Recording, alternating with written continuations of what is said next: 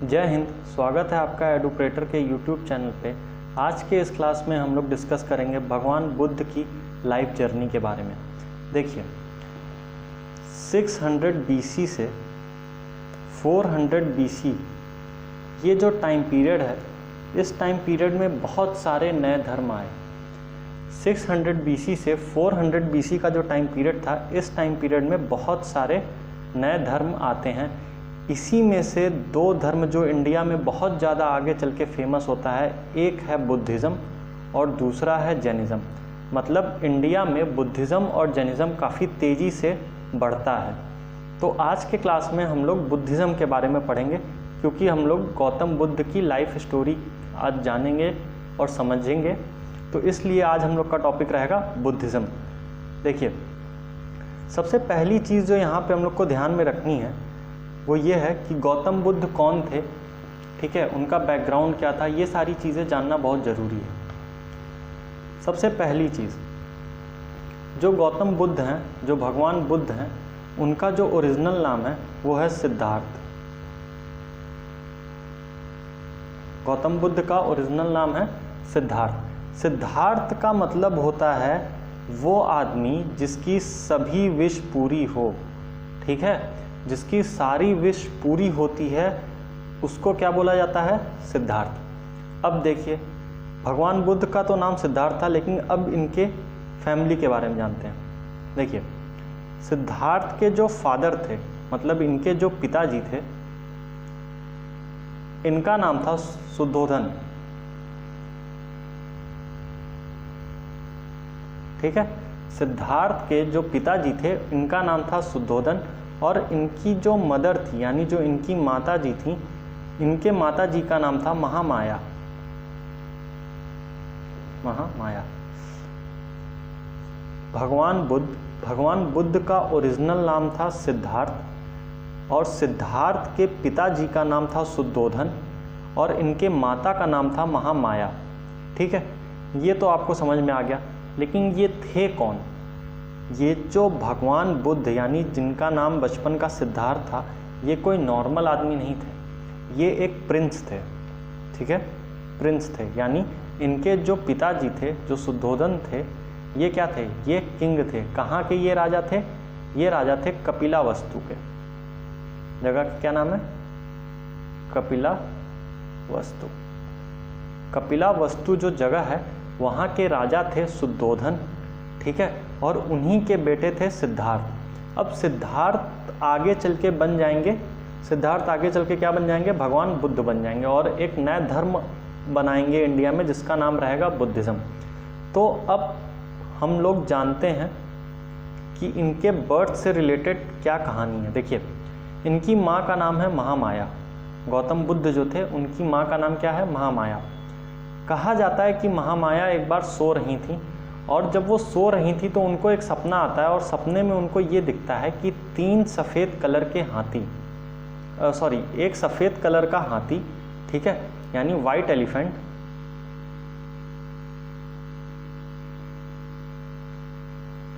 White elephant रहता है। ये वाइट एलिफेंट क्या करता है?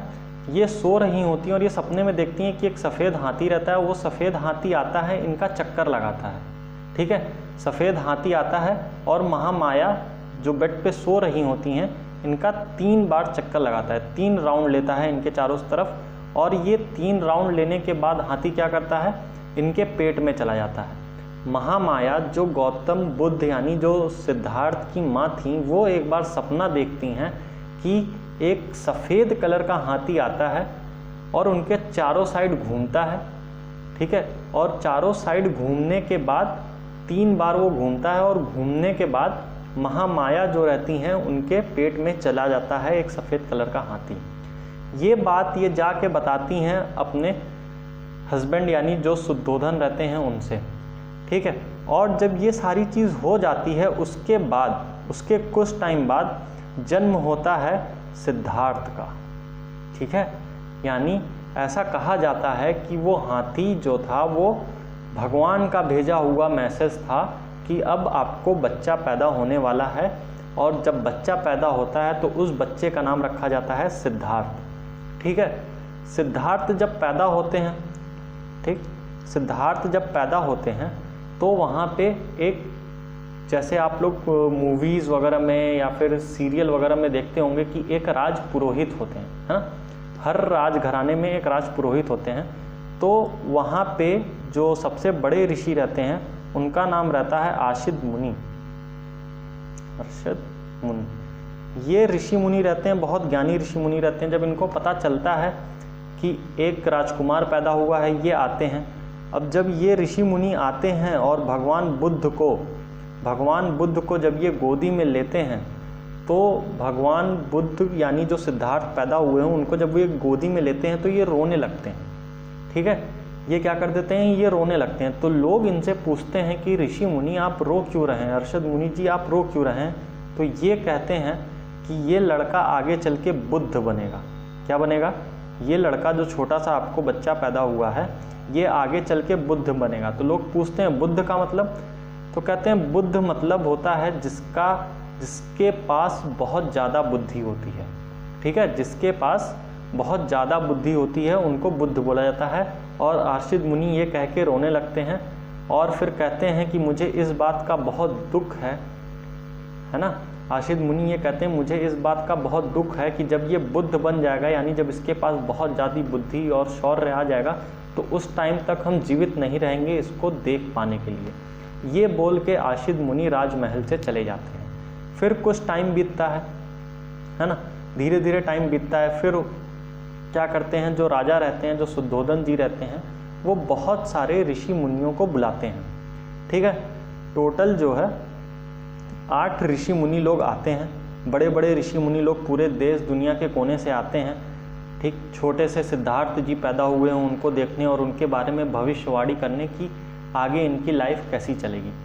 तो जो ये 8 ऋषि मुनि लोग आए रहते हैं, ये 8 ऋषि मुनि में से कुछ लोग कहते हैं कि जो आपका बेटा है सिद्धार्थ, ठीक है, ये आगे चल के बहुत बड़ा राजा बनेगा, ठीक है। ये आगे चल के क्या बनेगा, बहुत बड़ा राजा बनेगा।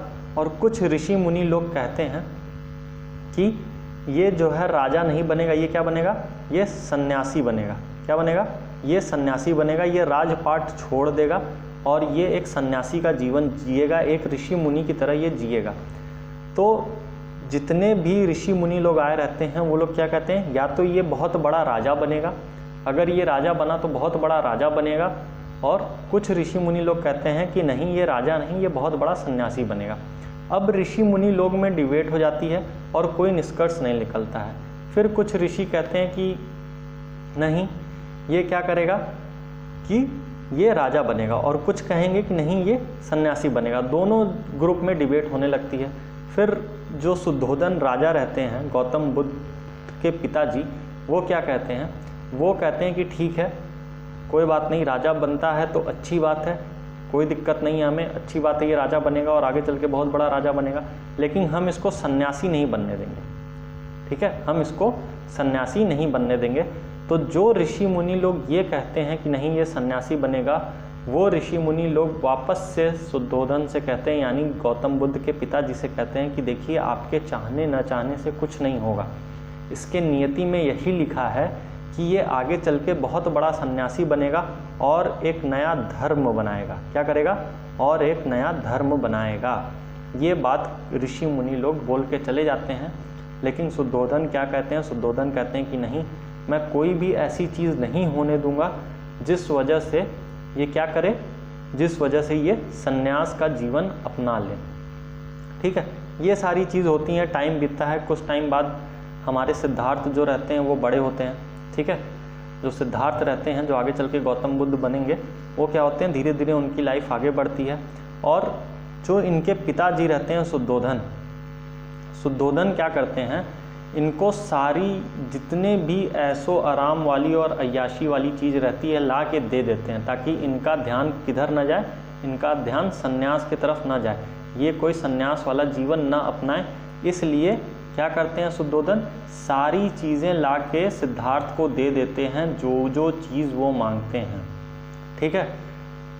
कहा जाता है कि ये सिद्धार्थ के लिए 3 महल बनवाए थे, ठीक है। जो पिताजी थे इनके शुद्धोधन जी, ये 3 महल बनवाए थे, ठीक है, 3 पैलेस, 3 महल बनवाए थे किसके लिए, अपने बेटे सिद्धार्थ के लिए। एक महल समर के लिए, गर्मी के मौसम में एक अलग महल में रहते थे, एक महल जो है ठंडी के लिए, विंटर के लिए, और तीसरा महल जो था ये मॉनसून के लिए या बारिश वाले सीज़न के लिए। तो 3 तरीके का महल था और अलग अलग सीज़न में सिद्धार्थ जो थे वो अलग अलग जगह पे रहते थे। ठंडी जब आती थी तो वो अलग महल में रहते थे, गर्मी जब आती थी तो अलग महल में रहते थे, जब बरसात का मौसम या मानसून आता था तो अलग महल में रहा करते थे। इतनी सारी फैसिलिटी इनको दी गई थी, 3-3 महल था, और हर महल के अंदर जो तीनों महल था, हर महल के अंदर सारी चीज़ की व्यवस्था, हर एक चीज़ आप जो सोच सकते हैं उस टाइम पे वो हर एक चीज़ थी। इसी महल के अंदर इनका गार्डन था, इसी महल के अंदर इनको जो भी चीज़ चाहिए वो सारी चीज़ महल के अंदर दी जाती थी। ठीक है, हर एक चीज़ महल के अंदर दी गई थी इनको। ऐसा किस लिए किया गया था? ऐसा बस इसलिए किया गया था ताकि सिद्धार्थ गौतम बुद्ध जो हैं वो बाहर न जा पाएँ, वो बाहर दुनिया को न देख पाएँ, बाहरी दुनिया से उनका कोई भी मतलब न रहे। क्योंकि अगर वो बाहर गए तो हो सकता है वो किसी की बातों से इन्फ्लुएंस होके क्या कर देंगे, किसी की बातों से इन्फ्लुएंस होके कहीं वो सन्यासी न बन जाए। इस वजह से सारी चीज़ जो शुद्धोधन जी थे सिद्धार्थ के पिता, वो लाके उनको महल में ही दे दिए थे। पढ़ाई लिखाई भी इनकी महल में ही होती थी। और इस महल के आसपास ध्यान से सुनिएगा, ये जो तीनों महल था ना, तीनों महल के आसपास कोई भी गरीब आदमी नहीं रह सकता, कोई भी पुअर आदमी नहीं आ सकता था, कोई भी बीमार आदमी जो रहता था वो नहीं आ सकता था, कोई भी बूढ़ा आदमी, ठीक है, कोई भी ओल्ड मैन नहीं आ सकता था। इन तीनों चीज़ों को महल के आसपास आने से मना कर दिया गया था। ठीक, और इसके साथ साथ हर एक महल में, ध्यान से सुनिएगा, हर एक महल में बहुत सारी फीमेल्स को रखा गया था। इनके महल में कोई भी मेल नहीं रहता था। इनके जो तीनों महल है, तीनों महल में कौन थी? तीनों महल में फीमेल्स रहा करती थी। इनका मनोरंजन करने के लिए, इनको जो है सारी चीज़ें करने के लिए कौन थी? इनके पास फीमेल रखी गई थी। इनके महल में कोई भी फीमेल के अलावा कोई भी मेल नहीं आता था। ठीक है, हर महल में जो है 10-10 हज़ार फीमेल को रखा गया था उनको खुश रखने के लिए। और साथ ही साथ जैसे जैसे सिद्धार्थ की एज बढ़ती जाती थी वैसे वैसे 10 गुना ज़्यादा 10 टाइम्स मोर लड़कियों को पैलेस में रखा जाता था। मान लीजिए सिद्धार्थ 16 साल के हैं, ठीक है, जब 16 साल से ये 17 साल की एज में जाएंगे तब 10,000 लड़कियां और आ जाएंगी इनके महल में। ये सारी चीज़ें किस लिए कर रहे थे शुद्धोधन जी? सिर्फ इसलिए ताकि इनका बेटा जो है महल से बाहर न जाए और उसका इन्हीं सारे चीज़ों में मन लगा रहे और आगे चल के वो बहुत बड़ा राजा बन जाए। सन्यासी तो बनेगा नहीं, अगर महल से बाहर जाएगा, बाहर की चीज़ों को देखेगा, किसी से बात करेगा, ऐसी चीज़ें उसके आसपास होंगी तब वो सन्यासी बन पाएगा। लेकिन शुद्धोधन क्या किए? उनको सारी चीज़ लाके उनके महल में ही दे दी और एक महल नहीं 3-3 महल बनवाए। ठीक है, लेकिन होता क्या है, ध्यान से सुनिएगा, जब सिद्धार्थ पैदा हुए होते हैं ना, तब इनकी जो माँ रहती है महामाया, इनकी डेथ हो जाती है। इनकी क्या हो जाती है? इनकी डेथ हो जाती है। इनके बर्थ के बाद महामाया की डेथ हो जाती है और सिद्धार्थ को पाल पोस के बड़ा करती हैं उनकी जो आंटी रहती हैं वो। और जो उनकी आंटी रहती हैं यानी जो सिद्धार्थ की दूसरी मम्मी कह लो, या जो उनको पाल पोस के बड़ा किया है, उनका नाम क्या रहता है? महाप्रजापति गौतमी। ठीक है, महाप्रजापति गौतमी जो रहता है ये इनके आंटी का नाम रहता है, जो महामाया की डेथ के बाद गौतम बुद्ध को पाल पोस के बड़ा करती हैं। ठीक है, और गौतम बुद्ध की लाइफ कैसी चल रही थी? एकदम अय्याशी वाली लाइफ चल रही थी। किसी चीज़ को इनको कमी नहीं थी, सारी चीज़ें इनकी महल में ही इनको ला के दे दी जाती थी। एकदम अच्छी खासी लाइफ चल रही थी।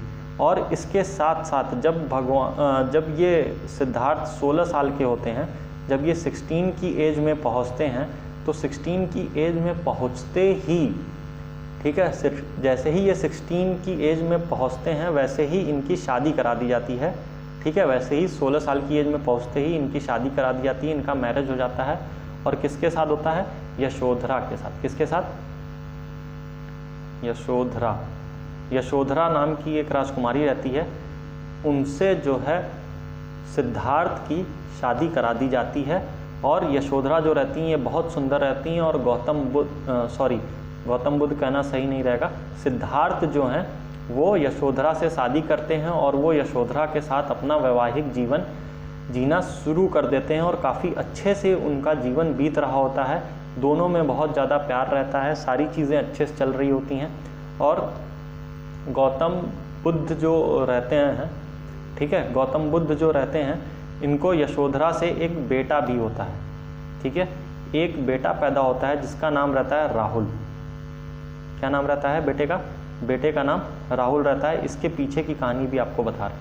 देखिए 16 साल की जब एज में सिद्धार्थ पहुँचते हैं, ठीक है, तो उनकी शादी करा दी जाती है। शादी सिर्फ इसलिए करा दी जाती है ताकि वो और भी ज़्यादा सांसारिक जीवनों से, मोह माया से जुड़ जाएं, ठीक है। जितना ज़्यादा आपका चीज़ों से लगाव रहेगा, ठीक है, जितना ज़्यादा आप लोगों से जुड़ते जाएंगे आप उतना ही पूजा पाठ और संन्यास से दूर होते जाएंगे। जितना ही ज़्यादा आपके पास लगाव रहेगा, चीज़ों से मोह रहेगा, आपकी संन्यास लेने की इच्छा उतनी ही कम हो जाएगी। इसी वजह से बस इनकी शादी करा दी जाती है। किसके साथ? यशोधरा के साथ। देखिए यशोधरा के साथ शादी करा दी गई। किसकी? सिद्धार्थ की। अब होता क्या है, सिद्धार्थ और यशोधरा दोनों की लाइफ अच्छी खासी चल रही होती है, ठीक है, सिद्धार्थ और यशोधरा दोनों की लाइफ एकदम बढ़िया चल रही होती है। इसी बीच में एक दिन सिद्धार्थ का मन करता है कि हम जाएं थोड़ा बाहर घूम के आएं, ठीक है, ये एकदम जिद कर लेते हैं कि महल के बाहर क्या है, हमको जाके देखना है। तो इनके पिताजी कहते हैं ठीक है जाओ तुम बाहर घूमो। लेकिन इनके पिताजी क्या कहते हैं कि सिद्धार्थ बाहर घूमने जा रहा है, रास्ते में जितने भी गरीब लोग हैं उनको हटा दो, जितने भी बूढ़े लोग हैं उनको हटा दो, जितने भी साधु संत हैं उनको हटा दो। इन सब लोगों को रास्ते से हटाने के बाद उनको बाहर भेजा जाता है कि जाओ तुम घूम के आओ, बाहर देख लो क्या है कैसे है, सारी चीज़ें देख लो। लेकिन जो चीज़ें लिखी हैं उसको कोई बदल तो सकता नहीं, ठीक है, भले आप राजा हो लेकिन जो चीज़ें लिख दी गई हैं, जो चीज़ नियति में लिखी है उसको कोई चेंज नहीं कर सकता। अब होता क्या है, सिद्धार्थ हमारे रथ पे बैठते हैं, ठीक है, रथ पे बैठते हैं और निकल जाते हैं, ठीक, रथ पे बैठ के निकल जाते हैं। और जब ये निकलते निकलते थोड़ा आगे चले जाते हैं, जितना रास्ता डिसाइड किया गया था उससे थोड़ा आगे चले जाते हैं। और जब ये आगे जाते हैं, ठीक, तो उनको रास्ते में बहुत सारी चीज़ें दिखना शुरू होती हैं। कैसी चीज़ें? वही जो संसार का दुख दर्द है। इनको एक बूढ़ा आदमी दिखता है, ठीक है, एक बीमार आदमी दिखता है, एक डेड बॉडी दिखती है, ठीक है। ये सारी चीज़ें देख के वो काफ़ी परेशान हो जाते हैं। जब वो एक बूढ़ा आदमी को देखते हैं तो वो अपने साथी से पूछते हैं कि ये कौन है, तो उसका साथी बताता है कि ये एक बूढ़ा आदमी है, ठीक है। तो पूछते हैं बूढ़ा आदमी क्या होता है, तो उसका साथी बताता है सिद्धार्थ को, देखिए हम लोग जब धीरे धीरे बड़े होते हैं, जैसे जैसे हमारी एज बढ़ती है तो एक टाइम ऐसा आएगा कि हम लोग भी ऐसे ही दिखने लगेंगे। तो सिद्धार्थ को लगता है अच्छा यार ये तो बहुत बुरी चीज़ है, ऐसा नहीं होना चाहिए, हमको ये बात पता ही नहीं थी। फिर देखते हैं एक बीमार आदमी को, फिर वो पूछते हैं कि ये कौन है, तो बताते हैं कि बीमार आदमी है, इसके पास दवा ववा नहीं है, इसको कोई रोग हो गया है, ठीक है। कहते हैं कि अच्छा चलो ठीक है। जब ये सारी चीज़ें देखते हैं फिर वो थोड़ा आगे जाते हैं तो उनको एक डेड बॉडी दिखाई देती है। पूछते हैं ये क्या है, तो उनको बताया जाता है कि देखिए ये डेड बॉडी है, लोग कुछ टाइम के बाद मर जाते हैं, ठीक है। हम लोगों को जितनी भी चीज़ें हैं सब कुछ लाइफ में चलती रहती हैं, लेकिन एक टाइम ऐसा आता है जब हम लोग की डेथ हो जाती है, लोगों की डेथ हो जाती है और लोग मर जाते हैं। तो कहते हैं ठीक है चलो ये भी सही है। फिर सिद्धार्थ देखते हैं कि जिसकी डेथ हो गई है उसके घर वाले जो हैं वो काफ़ी दुखी हैं, वो लोग काफ़ी रो रहे हैं। तो वो चीज़ें उनको बहुत ज़्यादा इम्पैक्ट कर जाती हैं उनके दिमाग में। फिर वो थोड़ा और आगे जाते हैं तो उनको एक सन्यासी दिखता है, एक घेरुआ वस्त्र पहन के, जैसे हमारे योगी जी पहनते हैं, उत्तर प्रदेश के चीफ मिनिस्टर जो हैं वो पहनते हैं, वैसा ही एक ड्रेस पहने एक उनको आदमी दिखता है। और वो बहुत खुश रहता है, बैठ के सबको अच्छी अच्छी बातें बताता रहता है, ज्ञान की बातें कर रहा होता है, और उसके चेहरे पे खुशी होती है, हमेशा लगातार उसके चेहरे पे क्या रहता है, खुशी रहती है। तो फिर सिद्धार्थ पूछते हैं कि ये कौन है। सिद्धार्थ उससे पूछते हैं अपने साथी से कि ये कौन है, ठीक। तो फिर जो उनके साथ में रहते हैं वो बताते हैं कि ये एक साधु या सन्यासी है, इन्होंने अपना गृह त्याग कर दिया है, ये अपना घर छोड़ चुके हैं और इनके लिए सुख और दुख कोई भी चीज़ें मैटर नहीं करती हैं, ठीक है। और ये एक सन्यास अपना लिए, ये सन्यास का जीवन जीते हैं, ठीक है। तो उस चीज़ से गौतम बुद्ध बहुत ज़्यादा प्रभावित होते हैं कि यार इसको तो किसी चीज़ का दुख ही नहीं है ना, इसको ना मरने का गम है, ना इसको बीमार होने की कोई चिंता है, न इसको जो है अपने घर वालों की चिंता है, ये आराम से रह रहा है, ये हमेशा खुश रहता है। तो गौतम बुद्ध उस टाइम डिसाइड करते हैं कि नहीं, हम अब संन्यास लेंगे, अब हम भी संन्यास का जीवन जिएंगे। और फिर ध्यान से सुनिए, और फिर जब वो 29 साल की एज में हो जाते हैं, 29 की एज में होते हैं, ठीक है, तो ये अपना घर छोड़ देते हैं, ठीक। अपना घर क्या करते हैं, ये 29 साल की एज में सिद्धार्थ अपना घर छोड़ देते हैं और ये सन्यास का जीवन जीने निकल जाते हैं। और ऐसा माना जाता है कि जिस दिन ये घर छोड़ने वाले होते हैं उसी दिन इनके बेटे राहुल का जन्म होता है, ठीक है, उसी दिन इनके बेटे राहुल का जन्म होता है। और जैसे ही राहुल का जन्म होता है, ये अपने बेटे को एक बार देखने तक नहीं जाते कि ये देख लें कि इनका बेटा दिखता कैसा है, ठीक है। ये अपने बेटे को बिना देखे चले जाते हैं। और वो बस इसलिए नहीं देखने जाते सिद्धार्थ अपने बेटे को, कहीं ऐसा ना हो कि वो अपने बेटे के मुंह में पड़ जाएं देखने के बाद और वो अपना मन बदल लें संन्यास लेने का। इस वजह से वो सिर्फ अपने बेटे का सुनते हैं कि हाँ उनको बेटा पैदा हुआ है, और उसके बाद वो घर छोड़ के अपना चले जाते हैं 29 साल की उम्र में। अब 29 साल की उम्र में जब ये घर छोड़ के जाते हैं, ठीक है, जब ये घर छोड़ के जाने वाले रहते हैं तो उस टाइम क्या होता है, रात का टाइम रहता है, ठीक। तो जैसे ही ये महल के दरवाजे के पास पहुंचते हैं तो देखते हैं गेट बंद रहता है, महल का जो दरवाज़ा रहता है वो बंद रहता है, काफ़ी बड़ा दरवाज़ा रहता है। लेकिन ऐसा कहा जाता है कि जैसे ही वो दरवाजे के पास पहुंचते हैं वो दरवाज़ा अपने आप खुल जाता है, और उस रात जितने भी सैनिक रहते हैं, पहरा दे रहे होते हैं, वो सैनिक अपने आप सो जाते हैं और बेहोश हो जाते हैं, और किसी को पता नहीं चलता। गौतम बुद्ध अपने घोड़े पे बैठ के और अपने साथी के साथ निकल जाते हैं और वो सन्यास के लिए आगे बढ़ जाते हैं। जैसे ही वो अपने महल से बाहर निकल के कुछ दूर जाते हैं, ठीक है, महल से निकल के वो कुछ दूर जाते हैं तो उनको एक अननोन पर्सन मिलता है, उनको एक अनजान आदमी मिलता है, और वो अनजान आदमी कहता है कि सिद्धार्थ तुम ये क्या करने जा रहे हो, ठीक है, तुम्हें घर नहीं छोड़ना चाहिए, तुम अपने महल में ही रहो, तुम्हारी नीति में लिखा है कि तुम एक बहुत बड़े राजा बनोगे, तुम एक बहुत बड़े सम्राट बनोगे, ठीक है, पूरे दुनिया पे कब्जा करके राज्य करोगे, तुम ये सारी चीज़ें छोड़ो, तुम जो है सन्यास छोड़ो और तुम जाओ अपने महल में वापस और अपना राजा वाला जीवन व्यतीत करो। लेकिन सिद्धार्थ कहते हैं कि नहीं, मैं ऐसा नहीं करूँगा, मुझे सन्यास लेना है और मैं सन्यास लेके ही रहूँगा, और मुझे कोई भी राजा वाजा बनने में एकदम भी शौक़ नहीं है, तो राजा मैं नहीं बन सकता। फिर वो आगे बढ़ जाते हैं, ठीक है। जब वो आगे बढ़ते हैं तो जो सिद्धार्थ के साथ गया रहता है उसका नाम रहता है चन्ना, ठीक है। चन्ना जो है बहुत रिक्वेस्ट करता है गौतम बुद्ध से, सिद्धार्थ से बहुत रिक्वेस्ट करता है कि सिद्धार्थ आप मत जाइए, आप चलिए वापस महल, आप संन्यास मत लीजिए, ठीक है, ये सारी चीज़ें। तो गौतम बुद्ध कहते हैं कि नहीं चन्ना, मेरे नियति में यही लिखा है, मुझे जो है संन्यास लेना है, मैं सन्यासी बन के अपना जीवन जीना चाहता हूँ। और गौतम बुद्ध अपना कान का जो बाली होता है, कुंडल होता है, वो निकाल के देते हैं, अपनी तलवार निकाल के देते हैं, अपने कपड़े गहने जितने भी पहने रहते हैं राजकुमार वाले भेष में, वो सारे निकाल के देते हैं और कहते हैं ये सारी चीज़ें ले जाके हमारे पिताजी और हमारे वाइफ को दे देना। ये सारी चीज़ चलती रहती हैं। और इसके साथ ही फिर चन्ना रिक्वेस्ट करता है कि नहीं आप मत जाइए, लेकिन गौतम बुद्ध यानी कि जो सिद्धार्थ रहते हैं वो कहते हैं कि नहीं मैं जाऊंगा। फिर चन्ना काफ़ी रिक्वेस्ट करता है तो सिद्धार्थ क्या करते हैं, अपना बाल काटते हैं।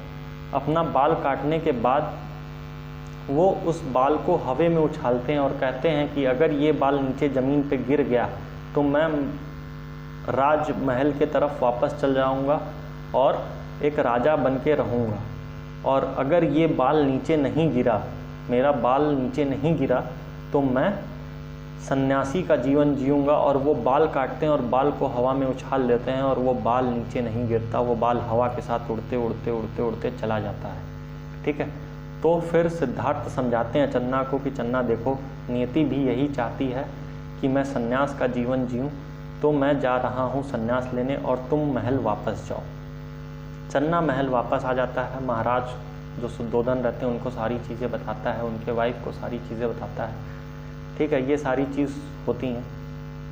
इसके बाद क्या होता है देखिए, अब गौतम बुद्ध बनने के तरफ सिद्धार्थ बढ़ रहे होते हैं धीरे धीरे। ठीक है, लेकिन ऐसा नहीं है कि ये अचानक ऐसा हो जाता है। 29 की एज में ये घर से निकले, उसके बाद इनको कुछ पता तो था नहीं कि कैसे ज्ञान की प्राप्ति होती है, कैसे संन्यास लिया जाता है, ये सारी चीज़। तो ये एक टीचर के पास जाते हैं, उनका नाम रहता है अलारा कल्मा। अलारा कर्मा के पास ये जाते हैं और ये अलारा कर्मा जो रहते हैं ये गौतम बुद्ध के यानी सिद्धार्थ के पहले टीचर बनते हैं। ये इनके फर्स्ट टीचर बनते हैं और ये इनको सिखाते हैं मेडिटेशन। क्या सिखाते हैं? मेडिटेशन सिखाते हैं और इसके साथ साथ फिलॉसफी भी सिखाते हैं। ठीक है, फिलॉसफी और मेडिटेशन सिखाता है कौन? अलारा कर्मा, जो गौतम बुद्ध के पहले टीचर बनते हैं। फिर ये मेडिटेशन और फिलॉसफी में सिद्धार्थ इतने अच्छे हो जाते हैं कि अलारा कर्मा कहते हैं कि सिद्धार्थ तुम हमें छोड़ के मत जाओ, तुम आगे मत जाओ, तुम एक काम करो, तुम हमको रिप्लेस कर दो, मतलब मेरी जगह अब तुम आके बैठो और तुम लोगों को मेडिटेशन और फिलॉसफी सिखाओ। सिद्धार्थ कहते हैं नहीं गुरुदेव, ऐसा नहीं हो सकता, मेरे नियति में कुछ और चीज़ें लिखी हैं, मुझे कुछ और करना है, मैं आपकी जगह नहीं ले सकता। अलारा कलमा से पढ़ने के बाद, मेडिटेशन और फिलॉसफी सीखने के बाद, अब गौतम बुद्ध जाते हैं रामगुप्त के पास। रामगुप्त कौन रहते हैं? रामगुप्त इनके सेकंड टीचर रहते हैं। ठीक है, इनके सेकंड टीचर रहते हैं। सिद्धार्थ के सेकंड टीचर कौन रहते हैं? रामगुप्त। और रामगुप्त से सिद्धार्थ सीखते हैं योगा। ठीक है, योगा सीखते हैं रामगुप्त से और अलारा कर्मा से सीखते हैं मेडिटेशन और फिलॉसफी। फिर रामगुप्त भी कहते हैं सिद्धार्थ से कि सिद्धार्थ तुम बहुत अच्छे हो, तुम हमको रिप्लेस कर दो और मेरी जगह ले लो। ठीक है, अब तुम लोगों को सिखाओ। मतलब आप समझ सकते हैं कि कितनी अच्छी पर्सनालिटी रही होगी सिद्धार्थ की कि उनके गुरु उनसे कह रहे हैं कि बेटा तुम छोड़ो ये सारी चीज़ें, तुम आओ और मेरी जगह पे बैठो, है ना, और तुम लोगों को अब सिखाओ, तुम हमको रिप्लेस कर दो, तुम मेरी जगह पे आके बैठ के लोगों को सिखाओ। एक गुरु अपने शिष्य से ऐसा कह रहा है। ठीक, फिर गौतम बुद्ध इनको भी मना कर देते हैं, सॉरी सिद्धार्थ इनको भी मना कर देते हैं, कहते हैं कि नहीं ऐसा नहीं हो सकता, मेरे नियति में कुछ और लिखा है। फिर रामगुप्त को भी छोड़ के ये चले जाते हैं। और फिर कुछ ब्राह्मण्स के साथ, ध्यान से सुनिएगा, कुछ ब्राह्मण्स के साथ सिद्धार्थ जो है ध्यान लगा के बैठते हैं। ठीक है, बिना कुछ खाए पिए ध्यान लगा के बैठते हैं काफ़ी टाइम तक। कई सालों तक सिद्धार्थ बिना कुछ खाए पिए ध्यान लगा के बैठे रहते हैं, सिर्फ इस चीज़ के लिए ताकि उनको ज्ञान की प्राप्ति हो और उनको समझ में आए कि संसार कैसा है, क्या क्या चीज़ें संसार में होती है। ठीक, ये सारी चीज़ें चल रही थी, वो ध्यान लगा के बैठे थे, बिना कुछ खाए पिए बैठे थे। इतने में ही क्या होता है, ध्यान से सुनिएगा, इतने में ही एक सुजाता नाम की लड़की आती है। ठीक है, एक सुजाता नाम की लड़की आती है और उस लड़की, ये जो सुजाता रहती हैं, ये सिद्धार्थ को मिल्क और राइस यानी कि खीर कह लो, ठीक है, दूध और चावल, मिल्क और राइस ला के देती हैं, कहती हैं कि ये लीजिए आप इसको खाइए। तो सिद्धार्थ मना कर देते हैं, कहते हैं कि नहीं, मैं ज्ञान की तलाश में हूँ, मैं सच जानना चाहता हूँ, मैं अगर इसको खा लूँगा तो मेरी साधना टूट जाएगी, मेरा मेडिटेशन टूट जाएगा, फिर मुझे ये सारी चीज़ें नहीं मिलेगी। फिर सुजाता कहती है कि गुरुदेव ऐसा है, आप खाना नहीं खा रहे हैं, आप ये सारी चीज़ें नहीं कर रहे हैं, इस चीज़ से आप सत्य की खोज नहीं कर पाएंगे, आप सिर्फ अपने आप को हार्म कर रहे हैं, आप बिना कुछ खाए पिए अपने आप को ख़त्म कर रहे हैं, इससे आपको सच नहीं मिलेगा। अगर मिलना होता तो अब तक मिल गया होता। ये जो आपका तरीका है सच की खोज करने का, ज्ञान की प्राप्ति का, ये गलत है, इस तरीके से नहीं मिलेगा आपको। फिर उसके बाद क्या होता है कि सुजाता जो चावल और दूध लेके आई रहती है, सिद्धार्थ इसको खा लेते हैं और अपनी साधना तोड़ देते हैं। फिर कुछ ब्राह्मण्स जो सिद्धार्थ के साथ रहते हैं वो सिद्धार्थ से नाराज़ होकर चले जाते हैं और सिद्धार्थ को खुद से अलग कर देते हैं। फिर सिद्धार्थ को समझ में आता है कि नहीं, जो सच है, जो ज्ञान है, इसको पाने के लिए हमें बहुत सिंपल चीज़ें करनी पड़ती हैं, कोई व्रत नहीं करना पड़ता, ठीक है, भूखे प्यासे नहीं रहना पड़ता।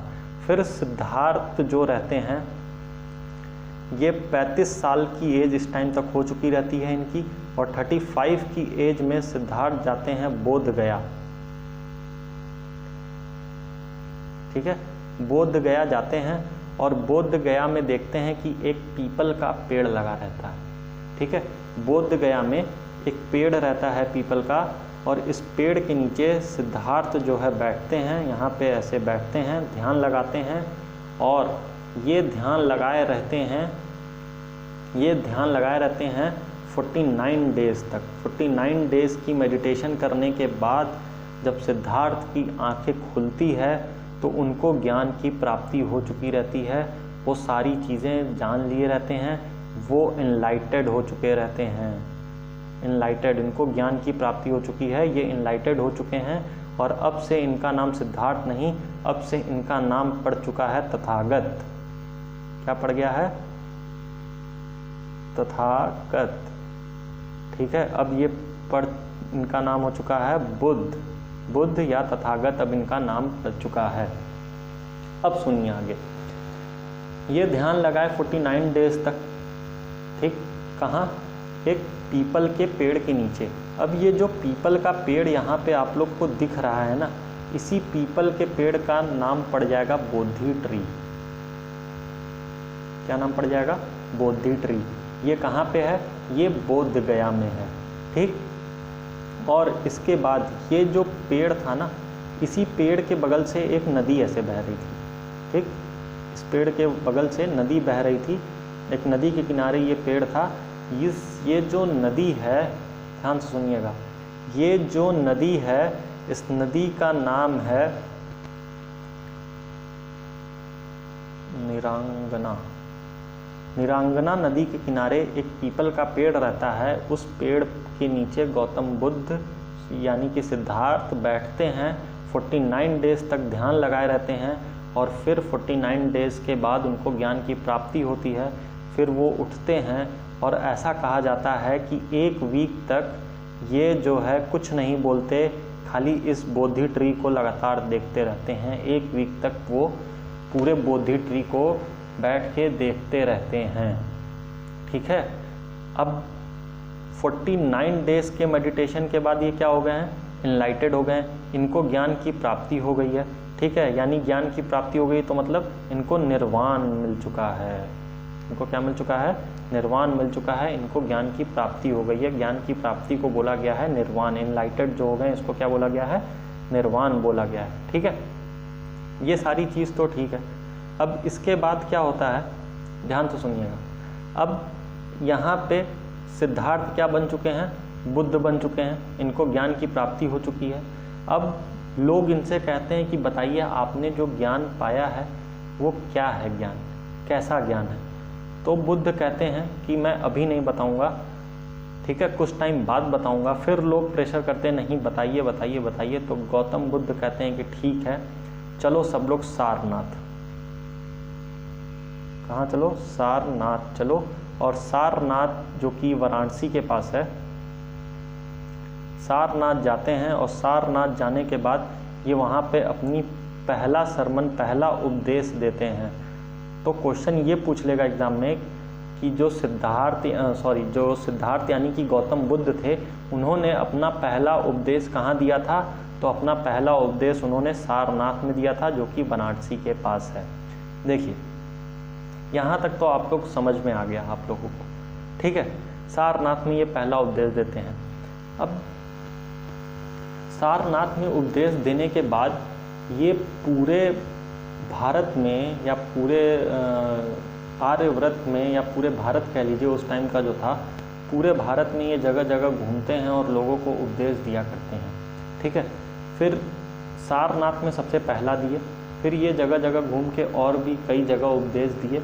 फिर जब ये 80 की एज में पहुँचते हैं, ठीक है, जब ये 80 की एज में पहुँचते हैं तो 80 की एज में सिद्धार्थ यानी जो गौतम बुद्ध थे, इनकी हो जाती है डेथ। क्या हो जाती है? इनकी हो जाती है डेथ, हो जाती है इनकी 80 की एज में। और डेथ का कारण ये था, देखिए डेथ के पीछे इनकी दो थ्योरी है। कुछ कहते हैं कि ये मशरूम खा लिए थे, ठीक है, जंगली मशरूम खाने की वजह से हुई। और कुछ कहते हैं कि पॉर्क खा लिए थे या मांस खा लिए थे। तो ये दो थ्योरी है। कुछ का मानना है कि जंगली मशरूम खाने की वजह से उनकी डेथ हो गई थी, और कुछ का कहना है कि पॉर्क यानी कि मांस खाने की वजह से उनकी डेथ हो चुकी थी। अब देखिए पूछता क्या है कि ये पॉर्क या खाना उनको दिया किसने था? सिद्धार्थ जो थे, जो गौतम बुद्ध थे, उनको ये पॉर्क या खाना जो था, जो ये गलती से खा लिए थे, वो किसने दिए था? तो उनका नाम है चुंडा। चुंडा जो थे, उन्होंने, ये क्या थे, ये एक लोहार था। ये आदमी क्या करता है, ये ले जाके खाना देता है। गौतम बुद्ध इनसे लिया हुआ खाना खाते हैं, और खाना खाने के बाद उनकी क्या हो जाती है, बीमार हो जाते हैं वो, और फिर डेथ हो जाती है। तो ये पूरी लाइफ स्टोरी थी गौतम बुद्ध की। लेकिन इसमें अभी बहुत सारी चीज़ें नहीं बताए हैं, जो जो इम्पोर्टेंट चीज़ें हैं, अब वो सुन लीजिए। देखिए जब सिद्धार्थ घर से निकलते हैं अपने, ठीक है, जब सिद्धार्थ जो है अपने घर से निकलते हैं ज्ञान की तलाश में, तो वो एक राजा से मिलते हैं। राजा का नाम रहता है बिंबिसार। ये बिंबिसारा कहाँ का राजा रहता है? मगध। मगध उस टाइम में मगध पूरे इंडिया में सबसे पावरफुल किंगडम था। सबसे पावरफुल किंगडम कौन था? मगध था। मगध में जो उस टाइम राजा बन के बैठा रहता है उसका क्या नाम रहता है? बिंबिसार। अब ये बिंबिसार को ये पता चलता है कि एक राजकुमार है, ठीक है, एक राजकुमार है जो कि अपना घर वर छोड़ के आया है। अब ये सच की तलाश में है। तो बिंबिसार बहुत ज़्यादा इम्प्रेस हो जाता है, ठीक है, किससे? सिद्धार्थ से, ठीक। और फिर बिंबिसार मिलने के लिए कहता है सिद्धार्थ से, और सिद्धार्थ उनसे मिलते हैं। और जब सिद्धार्थ बिंबिसार से मिलते हैं तो बिंबिसार इतना ज़्यादा खुश हो जाता है, इतना ज़्यादा इन्फ्लुएंस हो जाता है उनसे, कि बिंबिसार कहता है कि आप एक काम करिए, आप सब कुछ छोड़िए, आप यहीं हमारे साथ मगध में रह जाइए, मगध में ही आपको सारी चीज़ें दे दी जाएंगी। आपको अगर लेना हो तो आप मेरा राज्यपाट ले लीजिए। सोचिए पूरे हिंदुस्तान का, पूरे भारत का जो सबसे बड़ा राजा, सबसे शक्तिशाली राजा है, वो सिद्धार्थ के सामने आके ये कह रहा है कि अगर आपको चाहिए तो गुरुदेव आप क्या करिए, हम आपसे हाथ जोड़ के विनती कर रहे हैं कि आप मेरा राज्य ले लीजिए। लेकिन क्या होता है, सिद्धार्थ मना कर देते हैं। सिद्धार्थ कहते हैं कि नहीं, हम राजपाट नहीं लेंगे, हमको क्या चाहिए, हमको ज्ञान की तलाश है, हमको ज्ञान चाहिए, ठीक है, इसलिए हम राजपाट नहीं लेंगे। अब जब ये राजपाट नहीं लेते हैं, फिर बिंबिसार इनसे कहता है कि ठीक है, आप तो जा रहे हैं ज्ञान की तलाश में, सच खोजने जा रहे हैं, ज्ञान प्राप्ति करने जा रहे हैं, ठीक है, दुनिया के बारे में जानना जा रहे हैं, जब आपको ज्ञान की प्राप्ति हो जाए तो आप एक बार हमसे ज़रूर आके मिलिएगा। और जब गौतम बुद्ध को ज्ञान की प्राप्ति हो जाती है तो वो बिंबिसारा से जाके मिलते हैं, पहली चीज़। ठीक है, दूसरी इंपॉर्टेंट चीज़ क्या है, देखिए,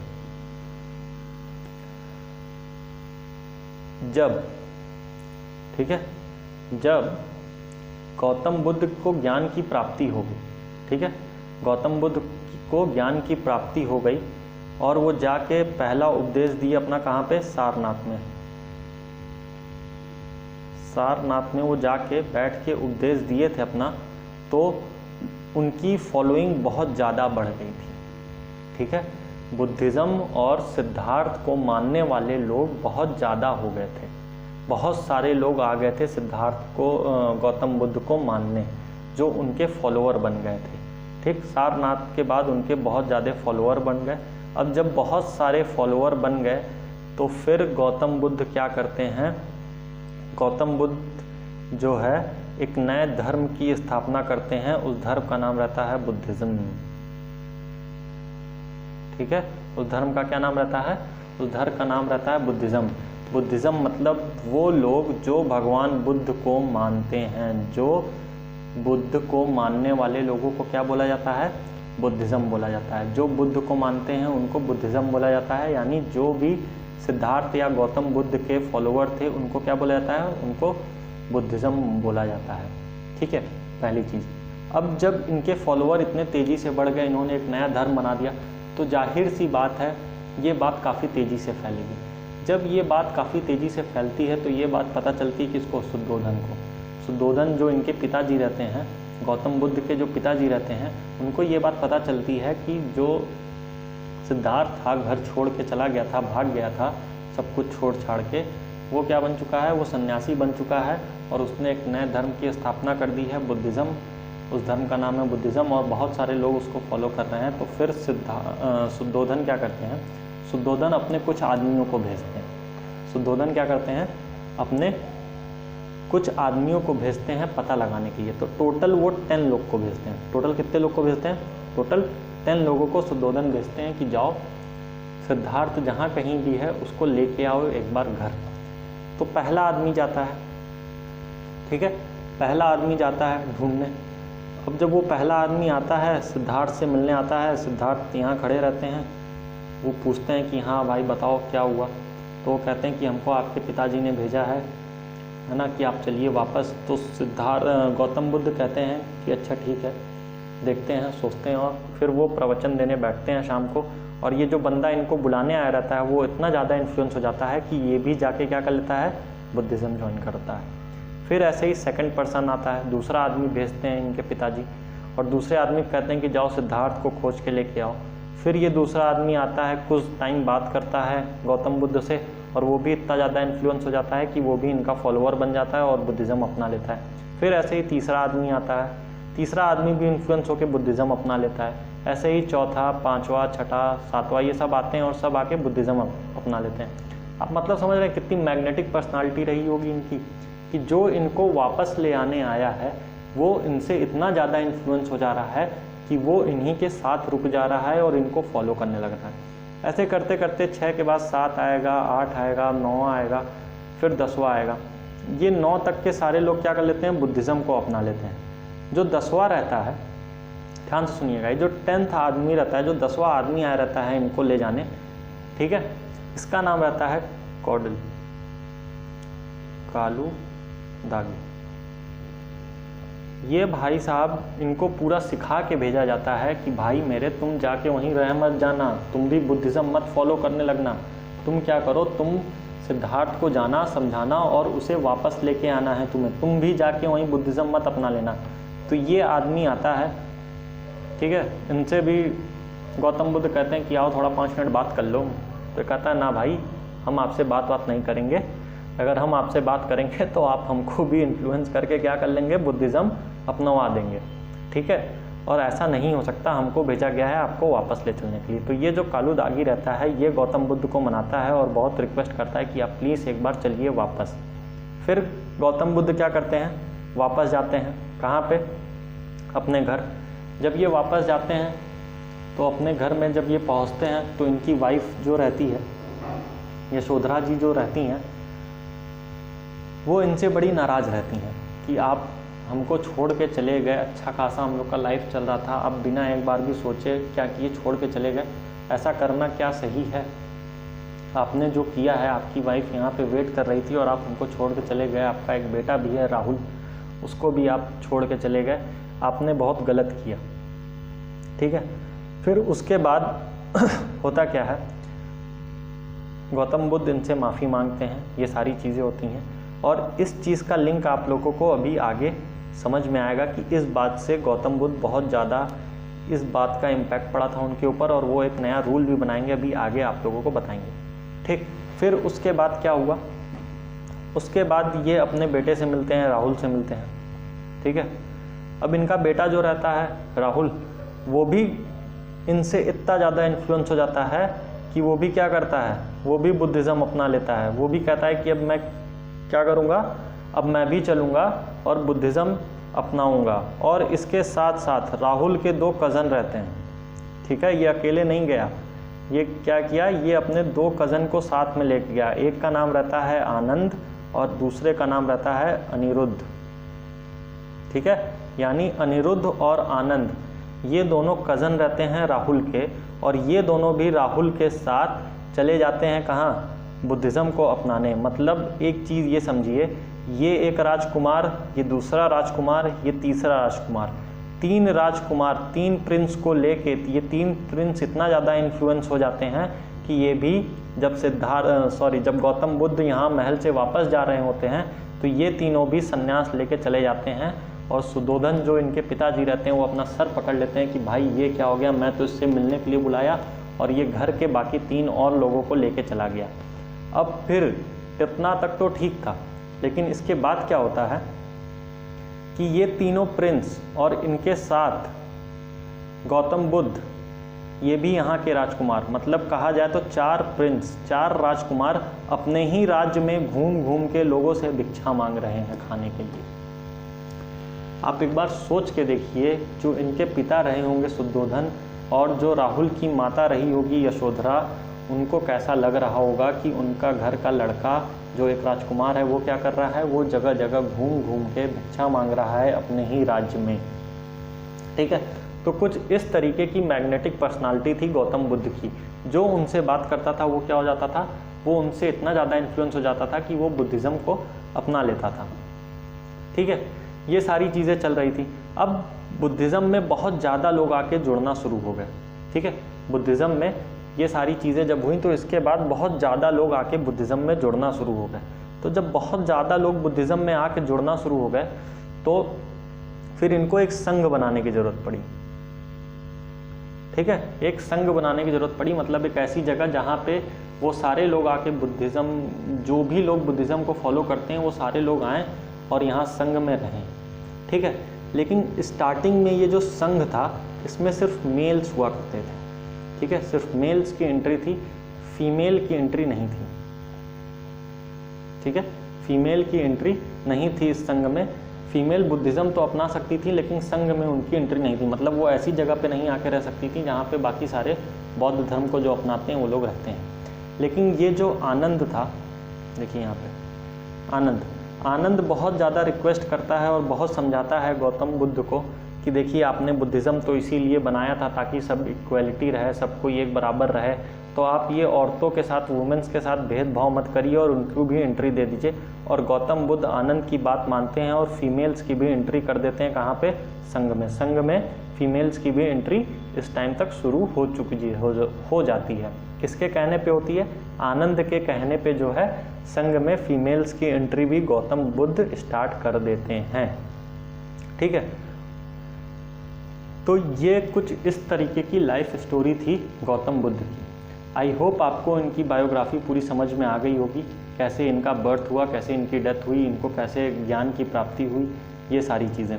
देखिए, अब जो एक इम्पॉर्टेंट चीज़ है, जो ये पूरी बायोग्राफी और लाइफ स्टोरी सुनने के बाद आपको समझाते तो आपको समझ में आएगी, और ये बहुत इम्पॉर्टेंट भी है, ये जान लीजिए। देखिए,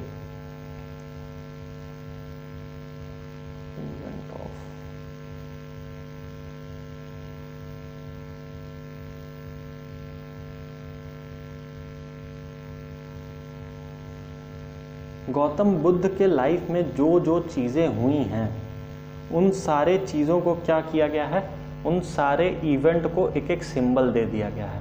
फॉर एग्ज़ाम्पल देखिए, बर्थ, गौतम बुद्ध का जो बर्थ था उसको लोटस से दिखाया गया है, लोटस और बुल से दिखाया गया है। मतलब गौतम बुद्ध का जो बर्थ है उनके बर्थ का सिंबल क्या है, लोटस और बुल। दूसरा, जो ये अपना घर छोड़ दिए, ठीक है, जो ये अपना घर छोड़ के चले गए थे, इस चीज को बोला गया है महाभनिष्कर्मा।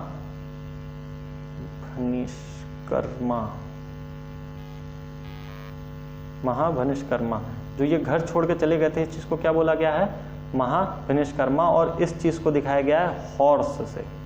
किससे दिखाया गया है, हॉर्स से। गौतम बुद्ध अपने घोड़े से ही छोड़ के गए थे घर, तो इसलिए इस चीज को ये जो घर छोड़ के गए थे इसको किस चीज से दिखाया गया है, हॉर्स से दिखाया गया है। ठीक है, अगली चीज, जब ये घर छोड़ के गए फिर ये ध्यान लगा के बैठे, ध्यान लगा के बैठने के बाद इनको क्या हुआ, एनलाइटमेंट हुआ, इनको ज्ञान की प्राप्ति हुई। जो इनको ज्ञान की प्राप्ति हुई उस चीज को क्या बोला गया है, उस चीज को बोला गया है निर्वाण। ठीक है, एनलाइटमेंट। जब इनको ज्ञान की प्राप्ति हुई उस चीज को क्या बोला गया है, उस चीज को निर्वाण बोला गया है। और इसका सिंबल है बोधि ट्री। ठीक है, क्योंकि पेड़ के नीचे वो बैठ के ध्यान लगाए थे पीपल के, और उसी पेड़ का नाम क्या पड़ गया था, बोधि ट्री पड़ गया था। तो जो ये ध्यान बैठ के लगाए और उनको ज्ञान की प्राप्ति हुई उस चीज को बोला गया निर्वाण, और उसका जो है सिंबल है बोधि ट्री। ठीक है, फिर इसके बाद जो इंपॉर्टेंट चीज है ये क्या है, ध्यान जब लगाए वो ज्ञान की प्राप्ति हो गई तो वो क्या किए थे, अपना पहला उपदेश दिए थे। ठीक है, पहला उपदेश दिए थे। जो ये पहला उपदेश दिए इसको बोला गया धर्म चक्र परिवर्तनम। धर्म चक्र, धर्म चक्र परिवर्तनम। पहले उपदेश को क्या बोला गया, धर्म चक्र परिवर्तनम। और इसका सिंबल क्या है, व्हील। इसका सिंबल क्या है, व्हील। देखिए, इसको याद करने के लिए यहाँ पे चक्र है, धर्म चक्र। चक्र कैसा होता है, गोल होता है पहिए की तरह, तो व्हील से ऐसे याद कर लीजिएगा। ठीक है, फिर उसके बाद जो सबसे लास्ट और सबसे इंपॉर्टेंट चीज़ है, इनकी डेथ को क्या बोला गया है, इनके डेथ को बोला गया है महापरिनिर्वाण। क्या बोला गया है,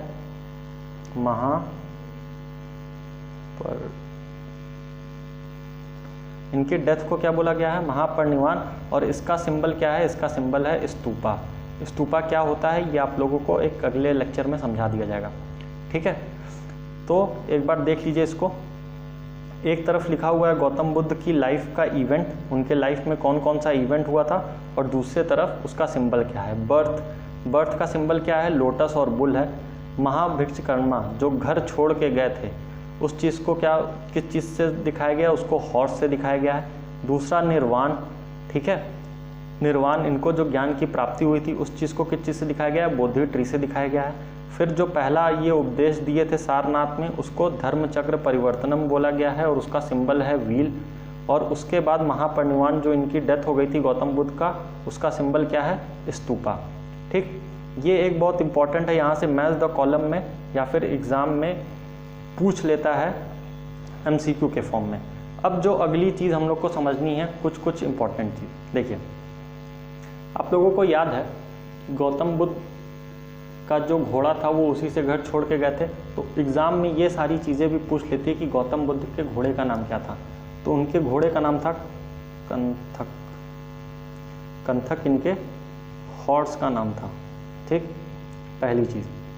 दूसरी चीज़ क्या पूछ सकती है कि जिसके साथ गए थे, जो इनका सारथी था, जिसके साथ ये घर छोड़ के गए थे, उसका क्या नाम था, उसका नाम था चन्ना। ठीक है, सारथी इनका जो था, जो रथ चलाता था। ठीक, घोड़े का नाम था कंथक, चन्ना इनके सारथी का नाम था जो इनका रथ चला रहा था। ठीक, फिर अगली चीज़ जो है, उस लेडी का क्या नाम है, सुजाता।